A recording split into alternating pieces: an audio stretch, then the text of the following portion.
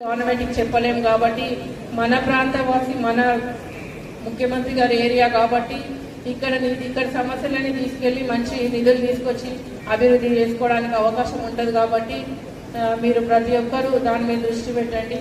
వడ్డించే వాళ్ళు మన వాళ్ళు ఉంటే ఇంకా ఏమో సామెత కూడా ఉంది, అట్లా అది మనం ఫాలో కావాల్సిందే.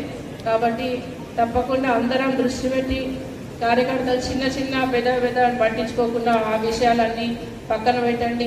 మైనంపల్లి హనుమంతరావు గారు కూడా బాగా కష్టపడుతున్నారు.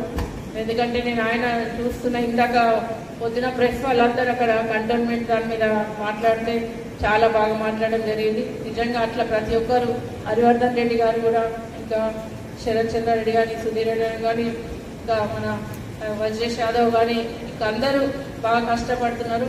ఇంకా చాలా అట్లా అందరం కష్టపడి ప్రతి ఒక్కరి వల్ల ప్రతి ఒక్క ఓటు కూడా వేస్ట్ చేయొద్దు. ఎందుకంటే ఇప్పుడు ₹1,00,00,000కి ₹1 తక్కువ ఉంటే ₹1,00,00,000కి వాల్యూ లేదు అంటారు కదా.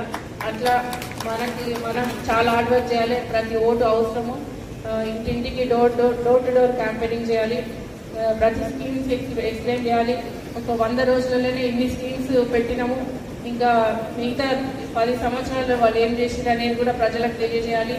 మనం ప్రతి ఒక్కరం అన్ని విషయాలలో ముందడుగు వేస్తూ డోర్ టు డోర్ క్యాంపెయినింగ్లో ఒకసారి వెళ్ళి ఓటు అడగాలి. మళ్ళీ రెండోసారి వెళ్తే సరేలే మీకు ట్రై చేస్తామంటారు, అది మూడోసారి వెళ్తే సరే మీకే వేస్తాంలే అని అంటారు.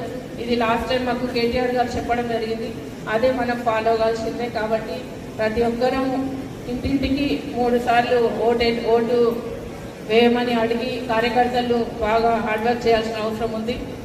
కార్యకర్తలు పార్టీకి పట్టుకోమని అంటారు, అది నిజంగా మీరు మొన్న గత ఎలక్షన్స్లో ప్రూవ్ చేసిండ్రు. మీరు ఎంత ఇబ్బంది పెట్టినా కూడా మీరు అంత మెజార్టీ ఇచ్చి గెలిపించినంటే మామూలు విషయం కాదు. అసెంబ్లీ ఎలక్షన్లో కూడా అంతవరకు మెజార్టీ ఇచ్చినట్టే మామూలు విషయం కాదు.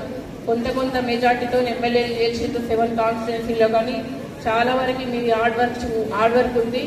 కాబట్టి ఇట్లా మనం ఇవన్నీ చిన్న అన్నీ మనం లెక్క పెడితే మనకి చాలా ఇప్పుడు అడ్వాంటేజ్ ఏంటంటే, నాకు కూడా నేను సీనియర్ అప్పుడు ఉమ్మడి రంగారెడ్డి జిల్లాలో 10 సంవత్సరాలు చేసిన అవగాహన ఉంది. కాబట్టి చాలా మంది కార్యకర్తలు, సీనియర్ నాయకులు అందరు నాకు కూడా పరిచయాలు. గ్రామాల్లో ఎక్కడెక్కడ ఏముందో నాకు కూడా అవసరం ఉంది తెలుసు. కాబట్టి తప్పకుండా మీకు అందుబాటులో ఉంటా, మీ సమస్యలు సాల్వ్ చేయడంలో ముందుంటా అని తెలియజేస్తూ, ఎవరెన్ని చెప్పినా మీరు వినొద్దు, ప్రతి ఒక్కరు హార్డ్ వర్క్ చేయాలి. ఈ క్యాంపెయినింగ్ విషయంలో పోల్ మేనేజ్మెంట్లో కూడా చాలా బాధ్యతగా జాగ్రత్త వహించి అందరూ నోటేసే విధంగా మీరు కృషి చేయాలని కోరుతూ, ఈ అవకాశం ఇచ్చిన మీ అందరికీ నమస్కారం తెలియజేస్తూ ముగిస్తున్నాను.